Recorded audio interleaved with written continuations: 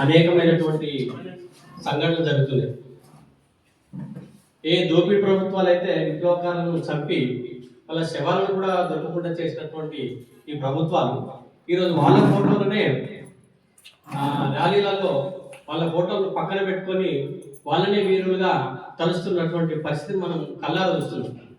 ఏ భగత్ సింగ్ అయితే మతతత్వానికి, సామ్రాజ్యవాదానికి, వలసవాదానికి వ్యతిరేకంగా పోరాడి అమరుడైనో అట్లాంటి భగత్ సింగ్ను ఈరోజు మతతత్వ పార్టీలు ఏబీవీపీ, బీజేపీ వాళ్ళు వాళ్ళ ఫోటోలను పెట్టుకొని యూనివర్సిటీలలో, జేఎన్టీ పెద్ద పెద్ద యూనివర్సిటీలలో, విద్యా సంస్థలలో భగత్ సింగ్ ఇంకులాబ్ జిందాబాద్ అంటూ మాట్లాడుతున్నామంటే ఏ స్థాయికి ఈరోజు పాలకులు విప్లవకారులను, పోరాట యోధులను ఏ రకంగా ఫోన్ చేసుకుంటూ ప్రజలను ఏ రకంగానైతే మనల్ని ఆ ఆశయాలను వాళ్ళకు అనుకూలంగా మార్చుకుంటారు తప్ప నిజంగా పోరాడేటువంటి పార్టీలు కానీ, పోరాడేటువంటి ప్రజలు కానీ ఆ స్థాయిలో ఆ వీరుల యొక్క ఆశయాలను కానీ, ఆ వీరులను కానీ తలుసుకుంటూ వాళ్ళ ఆశయాలను ముందుకు తీసుకెళ్ళక్కడ విఫలం అవుతున్నాయి భారతదేశంలో.